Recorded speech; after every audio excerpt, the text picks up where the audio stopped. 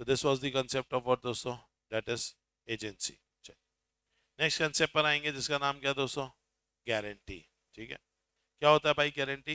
Guarantee का basic मतलब है कि भाई जहां पर एक इंसान क्या करता है, कॉन्ट्रैक्ट करता है, ठीक है, और बोलता है कि भाई मैं परफॉर्म कर दूंगा कॉन्ट्रैक्ट को, मैं डिस्चार्ज कर दूंगा लाइबिलिटी को in the case of default of third party. तो मैं यहाँ पर आपके साथ कॉन्ट्रैक्ट करता हूँ कि अगर वो पूरा नहीं करेगा तो टेंशन नहीं, मैं पूरा कर दूंगा। इस कंसेप्ट को अपन क्या बोलते हैं भाई, गारंटी। अब गारंटी के अंतर्गत जो होता है, तीन प्रकार की पार्टीज होती है। कितने प्रकार की पार्टी होती है बेटा? तीन प्रकार की पार्टी होती है। एक पार्टी को अपन बोलते हैं भाई दैट इज गारंटर, जो गारंटी लेता है। एक होता है डेटर, जिसकी गारंटी ली जाती है, और एक होता है क्रेडिटर, जिसको गारंटी दी जाती है। ओके, अगर अपन गारंटी की बात करें दोस्तों, तो गारंटी के अंतर्गत सबसे पहली चीज पर्पस होना जरूरी है। कभी भी गारंटी होगी तो उसका पर्पस होगा, या तो पर्पस दो ही है, या तो पेमेंट ऑफ द डेथ है, या तो डिस्चार्जिंग ऑफ द लाइबिलिटी है। नेक्स्ट है कंसिडरेशन। वैसे बोला गया कंसिडरेशन नहीं भी होगा तो भी गारंटी सही मानी जाती है। लेकिन दोस्तों अगर अपन कंसिडरेशन की बात करें तो बोला ही जाता है कि भाई कंसिडरेशन डायरेक्ट हो जरूरी नहीं है। जैसे कि मान लो मिस्टर कुशल को लोन लेना था बैंक से, और कुशल ने मेरी गारंटी दे दिया कि भाई मैंने बैंक को बोला आप कुशल को लोन दे दो, अगर कुशल पैसा वापस नहीं करेगा तो मैं वापस कर दूंगा। अब ऐसे केस में अगर मैंने कुशल की ये गारंटी लिया है तो ऑब्वियस सी बात है, अब कुशल ने पैसा नहीं दिया, बैंक मेरे पास आ गया, अब मैं बैंक को क्या दूंगा, पैसा दूंगा। अब मैं बैंक को अगर पैसा दूंगा तो ऐसे केस में भाई जो मिस्टर कुशल है उन्होंने तो पैसा लिया, उन्होंने नहीं दिया, मैं बैंक को पैसा दे रहा हूं, लेकिन क्या बैंक ने मुझे कुछ दिया? नहीं दिया। लेकिन फिर भी ऐसे केस में अगर मैं बैंक को अगर कुछ नहीं भी दिया बैंक ने मुझे, तो भी मैं यहाँ पर जो कुशल की गारंटी लिया हूं, तो ऐसे केस में अगर बैंक ने मुझे कुछ नहीं भी दिया होगा और मैं बैंक को दे रहा हूं तो वो सही माना जाएगा। नेक्स्ट थिंग बोला गया भाई कोई भी प्रकार का मिस रिप्रेजेंटेशन नहीं होना चाहिए, कंसीलमेंट नहीं होना चाहिए, राइटिंग में हो जरूरी नहीं है। कई बार मैं को श्योरिटीज को ज्वाइन करने का बोलता हूं। मैं ऐसा बोलता हूं भाई मुझे पता है कि भाई फॉर एग्जांपल मुझे अर्चित का गारंटी लेना है, मुझे पता है कि भाई पैसा डूबने ही वाला है, तो अकेले डूबने से अच्छा दो चार को लेकर डूबो, मजा ही अलग है बेटा। ठीक है, तो मैंने अर्चित को बोल दिया भाई मैं अकेला नहीं बनूंगा गारंटर, आपको राहुल को भी गारंटर बनाना होगा, आपको कुशल को भी गारंटर बनाना होगा, मान लो आपको ओजस को भी गारंटर बनाना होगा, आपको सबको गारंटर बनाना होगा। अब मैंने ये बात रख दी थी कि ये सब मेरे साथ गारंटी लेने को होना चाहिए। अब अर्चित अगर सभी को गारंटर बना देते मेरे साथ तो फिर तो कोई दिक्कत नहीं, लेकिन अकेला मैं ही गारंटर रह गया और बाकी लोग गारंटर नहीं बने, देन इस केस में that guarantee will be void, that guarantee will be void. Okay, जो गारंटी होती है बेटा ये दो प्रकार की होती है, एक होती है स्पेसिफिक गारंटी और एक होती है कंटिन्यूअस गारंटी। स्पेसिफिक गारंटी एक सिंगल ट्रांजेक्शन के लिए जो गारंटी होती है उसे अपन क्या बोलते हैं, स्पेसिफिक गारंटी, और एक सीरीज ऑफ ट्रांजेक्शन के लिए जो होती है उसे अपन क्या बोलते हैं, कंटिन्यूअस गारंटी। ओके, अगर हम श्योरिटी की लाइबिलिटी के बारे में बात करें दोस्तों, तो बोला जाता है कि जो श्योरिटी की लाइबिलिटी है वो डेटर की लाइबिलिटी की जैसी होती है। डेटर जितने अमाउंट के लिए लाइबल है, श्योरिटी उतने अमाउंट के लिए लाइबल है। जो श्योरिटी की लाइबिलिटी है वो चालू हो जाती है जैसे ही डेटर ने मना कर दिया पेमेंट करने से। मतलब ऐसा नहीं होगा कि पहले उसके ऊपर केस करेंगे, उसकी प्रॉपर्टी बेचेंगे, ये सब करेंगे, no no no no no, उसने मना किया तुम्हारी लाइबिलिटी चालू एज अ गारंटर। अच्छा, श्योरिटी चाहे तो अपनी लाइबिलिटी को क्या कर सकता है, लिमिटेड कर सकता है बाय डूइंग एन एग्रीमेंट। जैसे अर्चित को बैंक ने लोन दिया 1 करोड़ का, मैंने बोला भैया मैं गारंटी लूंगा सिर्फ 1 लाख रुपए की, तो मैंने अपने अमाउंट को क्या कर दिया बताएं, लिमिट कर दिया। अच्छा, श्योरिटी की लाइबिलिटी कैसी हो सकती है, कंटिन्यूस, और एज वेल एज श्योरिटी की लाइबिलिटी में भी कंडीशनल। अब अपन बात करने जा रहे हैं राइट्स ऑफ श्योरिटी की। भाई श्योरिटी के क्या क्या राइट्स हैं? तो श्योरिटी के राइट्स अलग अलग होते हैं, as against the principal debtor, as against the creditor और as against the co surety. As against the debtor उसके पास दो राइट है, पहला है भाई right of subrogation and right to indemnity. आप मुझे बताइए, मैंने अगर कुशल के बदले बैंक को पैसा दिया तो मेरा क्या हो गया, मैं मेरा क्या हुआ, नुकसान। मेरा क्या हुआ बेटा, नुकसान। इस नुकसान की भरपाई कौन करेगा, कुशल। तो ये क्या हो गया भाई, राइट ऑफ इंडेमनिटी। दूसरी चीज, आज अगर मैंने बैंक को उनका पैसा दे दिया है तो बैंक के पास पता है कुशल के कुछ प्रॉपर्टी के पेपर थे, कुछ गहने रखे हुए थे, ये सारी चीजें थी। अब ये सब किसके पास आ जाना चाहिए, मेरे पास। अच्छा, बैंक लोन पर क्या लेता था, ब्याज, तो अब मैं भी क्या लूंगा, इनका जो पैसा दिया है उस पर क्या लूंगा, ब्याज। तो ऑब्वियस सी बात है भाई, तो इसे बोलते हैं राइट ऑफ सेब्रोगेशन। मैं किसके शूज में आ जाऊंगा, बैंक के शूज में आ जाऊंगा। क्या ये बात समझ में आई? Right against the creditor, creditor के अधिकार, क्रेडिटर के प्रति क्या अधिकार रहेगा, तो पहला राइट टू क्लेम सिक्योरिटी। भैया जो बैंक मुझे सरकारी सिक्योरिटी चाहिए, जो भी तुमने किससे लिया था, कुशल से लिया था। लेकिन अगर मान लीजिए किसी कारणवश वो सिक्योरिटी गुम जाती है, टूट जाती है, फूट जाती है, इधर उधर हो जाती है, तो जितने अमाउंट की सिक्योरिटी गुम गई, टूट गई, फूट गई, उतने अमाउंट के लिए I will be discharged. Next है right of set off. Right of set off मतलब अगर मान लीजिए फॉर एग्जांपल कुशल ने अर्चित को कोई लोन दिया जिसकी गारंटी मैंने लिया, तो अर्चित ने भी कुछ लोन दे दिया किसको, कुशल को, तो भैया ऑब्वियस सी बात है इन दोनों का अमाउंट क्या होगा, सेट ऑफ। तो वो सेट ऑफ का मजा मुझे भी मिलना चाहिए, तो भैया राइट ऑफ क्या रहेगा, सेट ऑफ। नेक्स्ट है राइट टू शेयर रिडक्शन। अगर मान लीजिए फॉर एग्जांपल अगर मान लीजिए क्या बोला गया है कि अगर मान लीजिए भाई जितनी लाइबिलिटी किसकी होती है, डेटर की, उतनी लाइबिलिटी किसकी होती है, गारंटर की। अरे अभी अपन ने पढ़ा था ना। तो अगर मान लीजिए एक्स ने लोन लिया कितने का, 50,000 का, किससे, वाई से, इसकी गारंटी किसने दिया, जेड ने। एक्स अब इंसॉल्वेंट हो गया, उससे वो कितना दे पाएगा, 25%। तो now Y will receive 12,500 from X and now Z is liable to pay कितना बताइए, 37,500। 37,500 कैसे, वो जो 12,500 मिल सकता है वो इसको मिलेगा, 50,000 माइनस 12,500 कितना हो गया, 37,500, वो उतने अमाउंट के लिए क्या रहेगा, लाइबल रहेगा। समझ में आया? चलो नेक्स्ट है राइट ऑफ को श्योरिटी। ये उसी के जैसा है जो अभी अपन एग्जांपल देखा था, किसका, डिवोल्यूशन का, वाई, ए और एस रहते हैं, और ये तीनों किसको अमाउंट किससे लेते हैं, एच से लेते हैं। तो वैसे यहाँ पर भी है, तो को श्योरिटी जो है वो लाइबल होते हैं टू कंट्रीब्यूट व्हाट दोस्तों, इक्वली। हालांकि इनको इक्वली ही क्या करना पड़ता है बताइए, कंट्रीब्यूट करना पड़ता है। नेक्स्ट थिंग बोला गया है कि भाई अगर मान लीजिए इन लोगों ने आपस में अग्रीमेंट कर लिया होगा कि भाई वाई है, ए है, एस है, इन्होंने गारंटी ली है किसकी, एच की, तो वाई बोलता है भैया मैं तो 3 लाख के लिए गारंटी लूंगा, ए बोलता है मैं 2 लाख की गारंटी लूंगा, एस बोलता है मैं 1 लाख की गारंटी लूंगा। तो वो इस तरीके से अलग अलग अमाउंट की गारंटी भी ले सकते हैं, और नहीं अगर ऐसा कुछ बात करते हैं तो फिर इक्वल अमाउंट की क्या रहेगी, गारंटी रहेगी। क्या ये बात समझ में आई? चल डिस्चार्ज ऑफ श्योरिटी। श्योरिटी कैसे कैसे डिस्चार्ज हो जाता है, तो उसमें पहला तरीका दिया रिवोकेशन। ठीक है, अब रिवोकेशन करना मतलब क्या करना, कैंसिल करना। स्पेसिफिक गारंटी को आप रिवोक नहीं कर सकते। क्या बोला, स्पेसिफिक गारंटी को आप रिवोक नहीं कर सकते। आप सिर्फ रिवोक किसको कर सकते हो, कंटिन्यूइंग गारंटी को। और कंटिन्यूइंग गारंटी भी जब रिवोक होगी तो वो सिर्फ किसके लिए होगी, फ्यूचर ट्रांजैक्शन के लिए। किसके लिए होगी, फ्यूचर ट्रांजैक्शन के लिए। दूसरा हो गया भाई death of surety. Death of surety मतलब अगर श्योरिटी की क्या हो जाए, डेथ हो जाए। अब श्योरिटी की डेथ हो जाती है तो ऑब्वियस सी बात है कि भाई वहां पे कॉन्ट्रैक्ट क्या हो जाएगा, डिस्चार्ज। लेकिन ये भी कौन सी गारंटी के लिए होगा, कंटिन्यूइंग गारंटी के लिए। वो भी कब होगा, that is for the future transaction after his death. Next case है नोवेशन। नोवेशन में क्या चेंज हो जाती है, पार्टी चेंज हो जाती है। मैंने अभी गारंटी लिया था मान लो मिस्टर कुशल की, और मैं सोच रहा हूँ भाई मैंने गलती कर दी यार, मुझे लेना नहीं था। अब मैंने क्या किया, अर्चित से बात कर लिया कि भाई तुम गारंटी ले लो। बैंक वालों ने एक्सेप्ट भी कर लिया अर्चित को एज अ गारंटर। तो अब हमने यहाँ पे क्या कर लिया, नो वेशन। क्या ये बात समझ में आई? चल नेक्स्ट बोल रहा है discharge of surety by conduct of creditor. Creditor की वजह से क्या हो गया, डिस्चार्ज हो गया। अब क्रेडिटर की वजह से क्यों डिस्चार्ज हो गया, क्योंकि पहला चीज वेरिएंस इन टर्म्स, उसने क्या कर दिया, चेंज ला दिया, किसमें, टर्म्स में चेंज ला दिया। दूसरी चीज है रिलीज और डिस्चार्ज ऑफ प्रिंसिपल डेटर। ये क्या होता है भाई कि उसने माफ कर दिया, रिलीज कर दिया। देखो भाई ऐसा होता है कि बैंक गया कुशल के पास और कुशल से बोला भाई पैसा दो, कुशल ने पैसा देने से मना कर दिया, कोई दिक्कत की बात नहीं। अब बैंक मेरे पास आ जाए, लेकिन बैंक ने एटीट्यूड में बोला जा तेरे से कभी जिंदगी में बात नहीं करूंगा, तेरे से जिंदगी में पैसा नहीं मांगूंगा, तुम्हारे ऊपर केस नहीं करूंगा। तो भैया क्रेडिटर तुम्हारे ही तो राइट्स मेरे पास आते थे, अब तुमने उनको बोल दिया तुम्हारे पर केस नहीं करूंगा, जाओ मुक्ति दे दी केस से। तो भैया तुम्हारा राइट अब केस करने का नहीं रहा, तो मैं जब तुम्हारे जूते पहनूंगा तो मेरे पास भी क्या नहीं रहेगा, राइट नहीं रहेगा केस करने का। तो भैया ऐसा नहीं चलेगा। तो ऐसे केस के अंतर्गत अगर रिलीज कर दिया, डिस्चार्ज कर दिया प्रिंसिपल डेटर को, किसने, क्रेडिटर ने, तो अब यहाँ पे श्योरिटी भी क्या हो जाता है भाई, डिस्चार्ज। श्योरिटी बोलेगा भैया नहीं मैं पेमेंट ही नहीं करूंगा। समझ में आया? या व्हेन क्रेडिटर कंपाउंड्स विद और गिव टाइम और अग्री नॉट टू स्यू, वही वाली बात, उसने स्यू करने से मना कर दिया या उसने एक्स्ट्रा टाइम दे दिया। आपने एक्स्ट्रा टाइम दिया कोई दिक्कत की बात नहीं, लेकिन आपने ये बात मुझे बताई ही नहीं। आपने भाई क्या हुआ, बैंक गया कुशल के पास और कुशल से बोला भाई पैसा दो, कुशल बोला भाई मैं अभी नहीं दे पाऊंगा, मेरे को कम से कम 3 साल का समय चाहिए। बैंक बोला ठीक है भाई ले ले, हमारे को क्या जा रहा है, ब्याज देते रहना। कुशल बोला ठीक है। अब यहाँ पर 3 साल का पैसा एक्सटेंड हो गया। अच्छा मेरे को लगा था कि भाई 6 महीने की गारंटी ली अपन ने, बैंक 6 महीने का 7 8 9 10 1 साल हो गया, 1.5 साल हो गया, बैंक अभी पैसा मांगने ही नहीं आया। मैंने उठा के उस पैसे को कहीं इन्वेस्ट कर दिया, अपने शौकिया तौर पे लग्जरी लाइफ जीने के लिए मैंने क्या कर दिया, खर्चा कर दिया।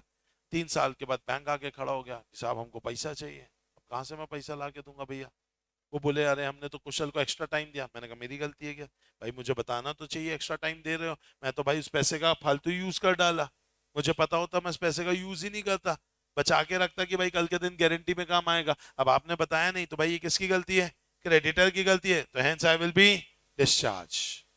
या फिर ये वाला है discharge of surety by creditor act or omission impairing surety's eventual remedy. थोड़ा सा खतरनाक है लिखने में, यहाँ पर जो भाषा लिखी है वो खतरनाक है, बाकी पॉइंट बहुत सिंपल सा है। कई बार बीइंग दी क्रेडिटर आपको कुछ ड्यूटी दी जाती है कि भाई ये काम आपको करना है और आप करते नहीं हो, ऐसे केस में भी श्योरिटी क्या हो जाता है, डिस्चार्ज। मान लीजिए भाई मैंने मिस्टर एक्स को बोला या मेरे फैकल्टी को बोला कि भाई अपन को एक अच्छा कैशियर चाहिए जो भाई नीचे नोट गिने, ठीक है। अब जो फैकल्टी है मान के चलते भाई प्रतीक सर ने भाई मिस्टर एक्स का नाम रिकमेंड किया, बोले आप इसको बना लो ज्यादा अच्छा है। मैंने कहा नहीं यार ये किसी को भी नहीं बना सकते, पैसों का मामला है। प्रतीक सर बोले गारंटी मैं लेता हूँ चिंता मत करो। मैंने कहा ठीक है भाई आप गारंटी ले रहे हो मुझे क्या चिंता है, लेकिन बोले एक काम करना भाई हर संडे टू संडे चेकिंग करना। भाई कहीं लफड़ा थोड़ा बहुत हो सकता है, नियत इधर उधर हो जाए, भाई एक बार संडे टू संडे क्या कर लेना, चेकिंग कर लेना, कहीं हिसाब किताब में घपला तो नहीं है। मैंने कहा ठीक है। मैंने एक दो संडे चेक किया, उसके बाद मैंने कहा यह सब ठीक ही होगा, मैंने चेक ही नहीं किया। सीधा मैंने 40-50 संडे के बाद चेक किया, मतलब एक साल के बाद चेक किया, पता चला 26 लाख का घपला है। मैंने प्रतीक सर को फोन किया, मैंने कहा साहब 26 लाख का घपला हो गया, आपने गारंटी दी थी, आपको पैसा वापस करना पड़ेगा, या गारंटी दी थी तो पैसा देना पड़ेगा। अब प्रतीक सर का कहना था भाई ये 26 लाख क्या एक ही हफ्ते में हो गया। मैंने कहा नहीं सर वो तो मैंने चेक ही नहीं किया था। प्रतीक सर बोले क्या, मैंने तुमको बोला था क्या कि हर संडे क्या करना, चेक करना, ये तुम्हारी ड्यूटी थी, तुमने उस ड्यूटी को पूरा नहीं किया, हेंस आई एम डिस्चार्ज्ड। अरे आया कि नहीं आया, पक्का। चलो केसेस में surety is not discharge, surety कब डिस्चार्ज नहीं है, पहला creditor's forbearance to sue does not discharge surety. क्या बोल दिया कि भाई क्रेडिटर ने केस नहीं किया इस वजह से आप डिस्चार्ज नहीं होते। वो ये बोलते मैं केस करूंगा नहीं जिंदगी भर, उसमें तुम डिस्चार्ज हो सकते हो, लेकिन उसने बस केस नहीं किया इस कारण से तुम डिस्चार्ज नहीं होगे। अरे समझ में आया कि नहीं आया? लाइक आप भाई बैंक गया, कुशल के पास बोला पैसा दो, कुशल ने बोला नहीं देता, बैंक बोला ठीक है जा बाढ़ में जा, भाई मैं क्या करूंगा, मैं अचिन सर से ले लूंगा।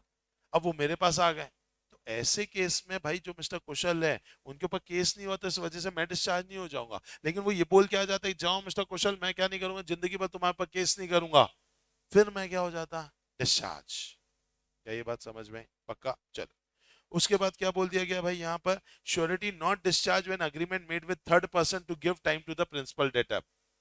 प्रिंसिपल डेटर को अगर मैं एक्स्ट्रा टाइम दूं बीइंग द क्रेडिटर, बैंक अगर कुशल को ज्यादा समय दे तो ये क्या है, डिस्चार्ज कर देगा। लेकिन बैंक ने अर्चित से बात किया जो कि कुशल के बहुत करीब है, कुशल पैसा दे नहीं रहा था बैंक को, तो बैंक वाले बोले क्या करना चाहिए। अर्चित ने बोला ठीक है लड़का अच्छा है सही है पैसा दे देगा कहीं डूबेगा नहीं, हो सकता है अभी थोड़ा सा प्रॉब्लम चल रही हो, आप उसको एक साल का समय दो वो बिजनेस सेटअप करके पैसा दे देगा। तो बैंक ने बोला ठीक है यार अर्चित अपन कुशल को एक साल का समय दे देंगे। अभी क्या बात हो गई है क्या कुशल से, बताओ क्या कुशल से बात हो गई है क्या, नहीं हुई है। अब यहाँ पे बात किससे हुई, किसी थर्ड पार्टी से। अब ये थर्ड पार्टी अगर जा करके ये बोल दे कि भाई तेरे को क्या मिल जाएगा, एक्स्ट्रा समय मिल गया है, तो क्या इनके बोलने से हो जाएगा क्या, no he is a stranger to contract. तो ये कुछ भी बोलेगा थोड़ी ना कुछ भी हो जाएगा, वो तो पार्टी टू कॉन्ट्रैक्ट का ही काम होना चाहिए। तो इसलिए इन दोनों केसेस पे क्या नहीं होता बताइए, श्योरिटी डिस्चार्ज नहीं होता। क्या ये बात समझ में आई? चल discharge of surety by invalidation of guarantee contract, guarantee का कॉन्ट्रैक्ट क्योंकि इनवैलिडेट हो गया, क्यों इनवैलिडेट हो गया, क्योंकि तुमने कुछ मिस रिप्रेजेंटेशन किया था, मुझे गलत बातें बताई थी, कुछ बात को तुमने छुपाया था, जैसे ब्याज का फिगर ही नहीं बताया।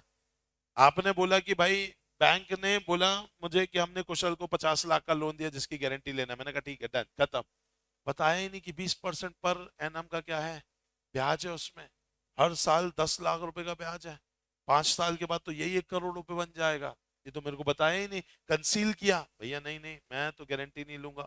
दूसरा ज्वाइनिंग ऑफ कोश्योरिटी, मेरी और आपकी बात हुई थी कुशल की कि भाई अपन को सभी को कोश्योरिटी बनाना है, इसने बनाया नहीं, मेरे को अकेले को श्योरिटी बना दिया, तो इस केस में भी मैं डिस्चार्ज, मैं क्या नहीं बनूंगा, श्योरिटी नहीं बन। क्या ये बात समझ में आई, यस और नो? चलिए next concept in the last concept of this chapter that is known as what, contract of indemnity. क्या होता है भाई कॉन्ट्रैक्ट ऑफ इंडेमनिटी, इंडेमनिटी का मतलब क्या होता है, हाँ क्या करना, नुकसान की भरपाई करना, ठीक है, that is known as what, contract of indemnity. अब कॉन्ट्रैक्ट ऑफ इंडेमनिटी के अंतर्गत क्या होता है भाई, भरपाई करना किसकी, नुकसान की। अब ये जो नुकसान की भरपाई होगी, ये नुकसान की भरपाई एक पार्टी करेगा जब दूसरी पार्टी का नुकसान होगा, और ये दूसरी पार्टी का नुकसान किसी भी कारण से हो सकता है, या तो ये बिकॉज ऑफ वन पार्टी, मतलब बिकॉज ऑफ द प्रोमिसर भी हो सकता है, या because of any other party भी हो सकता है। तो क्या बोल रहा है, और contract is called as contract of indemnity, one party promises to save the other party from the loss caused to him by the conduct of the promisor or by the conduct of any other person. जैसे कि इसके लिए best example है insurance का। अब ये गाड़ी जो है ये भाई गिर गई किसके नीचे, पेड़ के नीचे, तो ऑब्वियस सी बात है भाई, इसमें भरपाई कौन करेगा, इंश्योरेंस कंपनी करेगा। अभी इंश्योरेंस कंपनी जो भरपाई करेगा ये भी किसके अंदर आएगा, कॉन्ट्रैक्ट ऑफ इंडेमनिटी। समझ में आया, पक्का। इसके अंदर भी दो पार्टीज रहती है बेटा, एक पार्टी होती है इंडेमनीफायर, एक होता है इंडेमनिटी होल्डर। जो भाई ये प्रॉमिस करता है कि मैं इंडेमनीफाई करूंगा उसे बोलते हैं इंडेमनीफायर, और जो इंसान इसकी होल्ड करता है कि भैया ठीक है मेरा नुकसान होगा तो तुम्हें भरपाई करना होगा, उसे बोलते हैं इंडेमनिटी होल्डर। क्या ये बात समझ में, पक्का। चलिए एग्जाम्पल पढ़िए, क्या लिखा हुआ है यहाँ पर, एग्जाम्पल नंबर 2 पढ़ेंगे।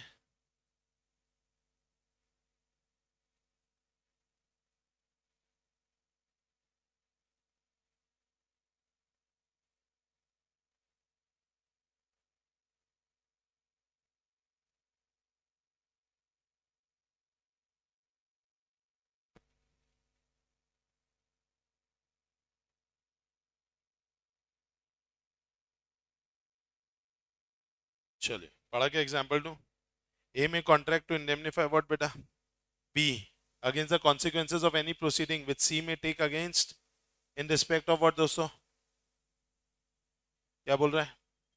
अगर मान लीजिए फॉर एग्जांपल ए ने क्या किया, कॉन्ट्रैक्ट किया है कि वो इंडेमनीफाई करेगा किसको, बी को, अगर सी उसके खिलाफ of any proceeding with C में टेक अगेंस्ट बी, मतलब सी अगर तुम्हारे खिलाफ कोई भी केस करेगा उस केस की भरपाई कौन करके देगा, मैं करके दूंगा, कोई टेंशन की बात नहीं है। In consequences when B who is called to pay the sum of money to C fails to do so, C would be able to recover the amount from A. तो अब वो पैसा किससे ले सकते हैं बताइए, ए से, क्योंकि ए ने क्या किया था, इंडेमनीफाई किया था किसके काम को, बी के काम को। अरे यस और नो।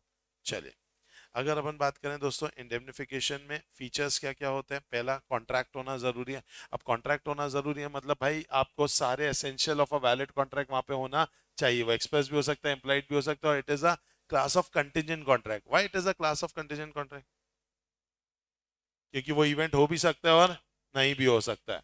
इसमें लॉस होना जरूरी है किसका, एक पार्टी का, तो इट मस्ट हैव इंकर सम लॉस और इज अबाउट टू इंकर सम लॉस। दूसरा इंडेमनिटी बाय दी प्रोमिसर, कौन इंडेमनिटी करेगा, इंडेमनीफाई करेगा, प्रोमिसर जिसने प्रॉमिस किया है। और लास्ट थिंग क्या बोल दिया गया भाई, reason for loss, reason of loss क्या क्या हो सकता है, या तो एक्शन ऑफ दी प्रोमिसर, या action of the other person, या फिर कोई भी ऐसा इवेंट जो कि आपके कंट्रोल के बाहर है। ये कौन सा होता है इवेंट जो आपके कंट्रोल के बाहर है, act of God, very good, earthquake आ गया, ये आ गया, वाली चीज हो गई, समझ में, पक्का। चलिए नेक्स्ट देखते हैं।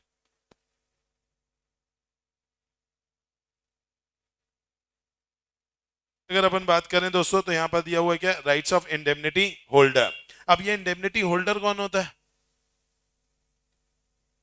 जिसको आपने प्रॉमिस किया कि भाई तुम्हारे नुकसान की भरपाई मैं करके दूंगा। अब इस पूरे 3 पॉइंट्स के अंदर आपको माइंड में ये लेकर के चलना है कि यहां पर एग्जाम्पल ये है कि जो एग्जाम्पल 2 मैंने आपको पढ़ाया था कि ए ने बोला था कि भाई बी अगर सी तेरे खिलाफ कोई भी केस करता है, कुछ भी अगर केस में होगा तो भाई पीछे बैठा हुआ है, ऐसा किसने बोला, ए ने। तो इसका मतलब है अगर सी ने बी के ऊपर केस किया और अगर बी हार गया तो पैसा कौन देगा, A, that is damages in the suit. दूसरी चीज है, क्या ये केस करने के लिए हमें पैसा ऐसा वकील वकील चाहिए होगा, यस, तो पैसा वकील चाहिए हो गया, कॉस्ट ऑफ दी सूट, ये भी कौन करेगा बताइए, ए। समझ में आया। अच्छा कई बार क्या हो जाता है कोर्ट में अपन फैसला नहीं करवा पाते हैं, क्यों नहीं करवा पाते हैं, क्योंकि कोर्ट में तारीख पे तारीख ये सारी पंचायतें रहती है, तो अपन बोलते हैं, चल ठीक है भाई कोर्ट के बाहर सेटल कर लेंगे। अब बी और सी ने कोर्ट के बाहर सेटल कर लिया, तो बी और सी ने अगर कोर्ट के बाहर सेटल किया तो उसमें अगर बी को कुछ पैसा देने का बनता है किसको, सी को, तो who will indemnify this thing, A. तो ये राइट है इंडेमनिटी होल्डर के कि उसे डैमेजेस एंड सूट मिलेगा, कॉस्ट ऑफ सूट मिलेगा, sum paid for compromising suit मिलेगा। क्या ये बात समझ में आई? पक्का, अच्छे तरीके से। चल, अब इस इंडियन कॉन्ट्रैक्ट में एक क्वेश्चन है ये वाला आपको, जो कि देखने के लिए मिलेगा पेज नंबर 4 पे। ठीक है, ये एकदम इंपॉर्टेंट है question. Essential of a valid contract, एक अच्छे कॉन्ट्रैक्ट में क्या क्या होना चाहिए। तो ये अपन ने अभी तक पढ़ा नहीं था, मतलब रिवीजन में नहीं पढ़ा था। क्यों? क्योंकि भाई जब तक पूरा कॉन्ट्रैक्ट एक्ट नहीं पढ़ेंगे तब तक एसेंशियल पढ़ने का कोई मतलब नहीं था। तब आप एसेंशियल देखेंगे तो आपको पहली चीज दिख रही है, क्या होना जरूरी है बताइए? टू पार्टीज, ऑब्वियसली बात है, दो पार्टी होना जरूरी है। दूसरा, they must intend to create legal obligation. तीसरा, other formalities to be complied, other formalities मतलब जो भी रिटर्न होना चाहिए, ठीक है, वो सारी चीजें। फिर है सर्टेनिटी ऑफ मीनिंग, जो भी कॉन्ट्रैक्ट के अंदर हो वो फिक्स्ड मीनिंग की बात हो। नेक्स्ट थिंग है भाई पॉसिबिलिटी ऑफ परफॉर्मेंस, जिसके भी बारे में अपन काम कर रहे हो वो कैसा होना चाहिए? पॉसिबल होना चाहिए। ये सारे पॉइंट्स आपको लिखने पड़ेंगे। ये भी 6 मार्क्स के लिए फेवरेट क्वेश्चन है, essentials of a valid contract, और इसको यही लिखना पड़ेगा। आप इसके अलावा कुछ और अपने मन से लिखते हो तो answer might be right technically but will be wrong according to suggested answer. अंदर कुछ इसी से रिलेटेड लिखना बस, अंदर और कुछ मत लिख देना, ठीक है? तो अगर आप इस तरीके से करते हैं तो कोई दिक्कत की बात नहीं है। बताएंगे दोस्तों, क्या सारी चीजें समझ में आई दोस्तों? ये संदेह। चलिए, तो अपन ने सारा का सारा इंडियन कॉन्ट्रैक्ट भी क्या कर लिया दोस्तों? कंप्लीट कर लिया है, ठीक है? मुझे उम्मीद है आपको अच्छे से बनेगा ये। अब आपको कोशिश ये करनी चाहिए इंडियन कॉन्ट्रैक्ट के अंतर्गत, खासकर एडवांस पोर्शन के लिए, वैसे तो क्वेश्चन बैंक आपके पास है, उसमें भी सारी चीजें दी हुई है, एज वेल एज आईसीएआई के क्वेश्चन जरूर देख करके जाएं, ठीक है? आईसीएआई के अगर आप देखेंगे जो इंस्टीट्यूट के मटेरियल में दिया है, एज वेल एज आपके रिवीजन टेस्ट पेपर में दिया है, एज वेल एज एमटीपीज आते हैं, मॉक टेस्ट पेपर्स आपके, ठीक है? ये 3 वेराइटीज में से जरूर देख करके ही पेपर देने जाएंगे, तीनों जगहों में से, ठीक है? तो आपका कोशिश, शायद चांसेस ऐसे हो सकते हैं कि वही क्वेश्चन कॉपी पेस्ट आ जाए। आईसीआई में कॉपी पेस्टिंग होती है, but same attempt to same attempt तो जरूरी नहीं है। मतलब आप ही के अटेम्प्ट की आरटीपी, आप ही के अटेम्प्ट का क्वेश्चन पेपर में आ जाए, इसके चांसेस होते हैं, बट हर 2-3 साल में एक बार या हर 2-3 एग्जाम में एक आध बार देखने मिलता है। तो हो सकता है आपके केस में हो जाए, तो अच्छी बात होगी कि फिर वो कॉन्फिडेंस दे देता है, यार 4 नंबर का तो एकदम हूबहू बनता है यार, ये तो देख के आए हैं घर से। तो वो एक फीलिंग अच्छी देता है। तो आरटीपी हो गया, एमटीपी हो गया, स्टडी मटेरियल वाले हो गए। हो सके तो पैसा खर्चा करो, आरटीपी का प्रिंट आउट निकाल लो, एमटीपी का प्रिंट आउट निकाल लो, ठीक है? ऐसा मोबाइल में गड़ा गड़ा के नहीं करना है, ठीक है? मस्त निकालो प्रिंट आउट। बहुत ज्यादा खर्चा होगा तो जायदाद का 300 रुपये होगा, समझ में? सारे सब्जेक्ट का आरटीपी निकालोगे, सारे सब्जेक्ट का एमटीपी निकालोगे, ठीक है? तो वैसा होगा। मेरे से अगर हो पाया तो मैं आपको कुछ कंपाइलेशन अगर मिलेगा या कुछ हो पाया मुझसे, तो आई ट्राई माई लेवल बेस्ट कि मैं आपको उसका पीडीएफ शेयर कर सकूं, ठीक है? मेरे क्वेश्चन बैंक में सब कुछ है, बट फिर भी मैं आपको ये बोलूंगा कि फिर भी एक बार मेरे क्वेश्चन के बैंक के बाहर जाकर के आईसीआई के मटेरियल से भी वो चीज करोगे तो कॉन्फिडेंस बढ़ेगा। आपको लगेगा हाँ यार आईसीआई में भी तो इस टाइप के क्वेश्चन है, हाँ यार ये भी हमें बन रहा है। और थोड़ा अलग निगाहों से, क्या एक जोन में रह करके उसी चीज को देखते हो तो वो आपको अलग दिखता है। अचानक से क्वेश्चन आएगा तो कई बार ऐसा भी हो सकता है कि देखा दिखाया क्वेश्चन भी क्लिक ना करे, ऐसा हो सकता है। तो एक बार जरूर उसको देखेंगे, ठीक है?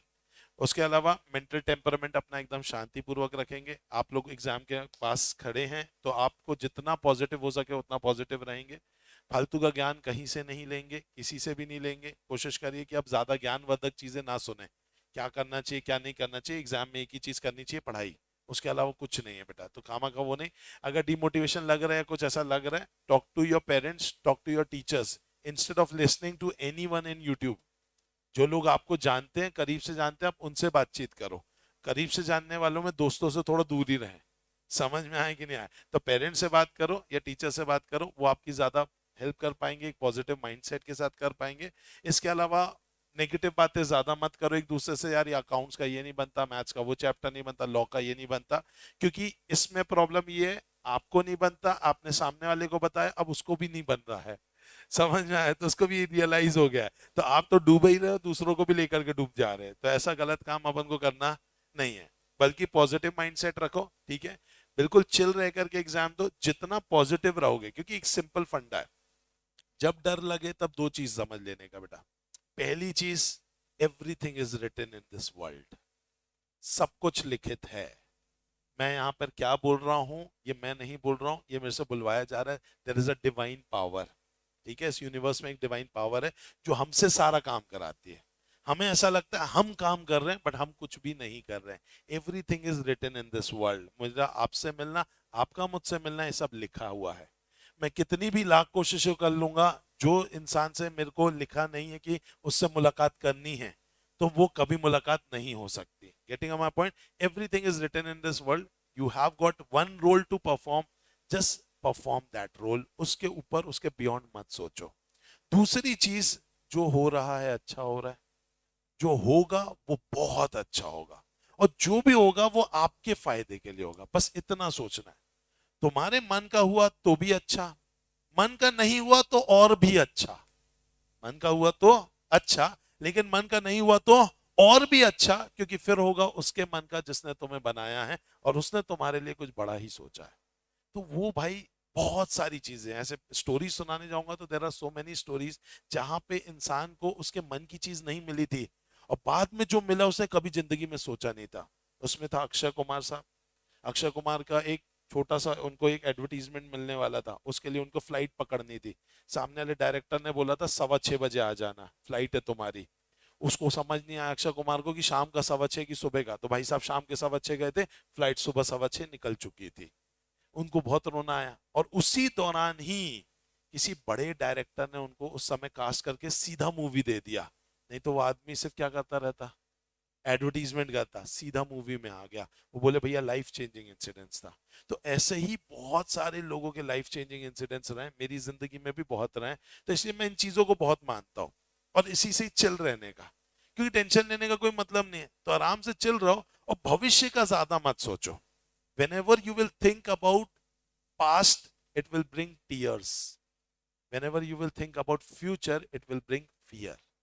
जब आप भूतकाल सोचोगे तो आंसू गिरेंगे, जब आप भविष्य काल सोचोगे तो डर पैदा रहेगा। Always live in your present. जो प्रेजेंट है वो बेस्ट है यार। तुमको तुम्हारी लाइफ में जो मिला है ना, वो बहुत बेस्ट मिला है। वो इससे बेहतर आपके लिए कुछ हो भी नहीं सकता था। तो लिव इन योर प्रेजेंट। जो हो रहा है सब अच्छा हो रहा है, पेपर भी अच्छा जाएगा, टेंशन बिल्कुल नहीं लेने। समझ में आया? पक्का? ठीक है, चलो भाई। तो आज अपन रिवीजन इतना ही कर रहे हैं, ठीक है। बाकी जो हेल्प मेरी होगी, अगर आपको चाहिए होगी, let me know, I try my level best to do everything for you till your examination, ठीक है। मस्त अच्छे से देना। आपके एग्जाम सेंटर्स में मैं आऊंगा आप लोगों से मिलने। उसके लिए हो सकता है आपके पास कॉल आएगा कि आपका एग्जाम सेंटर्स कहाँ पर है, क्या है। या तो आप मुझे मैसेज कर देना, या एक बार मैनेजमेंट को बता जरूर देना कि कहाँ कहाँ पे आपके एग्जामिनेशन सेंटर है। मेरी पूरी कोशिश रहेगी कि मैं एग्जाम सेंटर में आपके एग्जाम के पहले या एग्जाम के बाद आपसे जरूर मिलने आऊँ, ठीक है। यस, हाँ, बीच में नहीं आऊंगा नालायक, नहीं तो बोले फर्रे बना के ले आना ना नालायक। चलो भाई, तो ऑन दैट बेसिस बीच में तो नहीं आऊंगा, लेकिन हाँ एग्जाम के उसमें जरूर आऊंगा, ठीक है। चलो भाई, thank you thank you thank you so much, bye bye.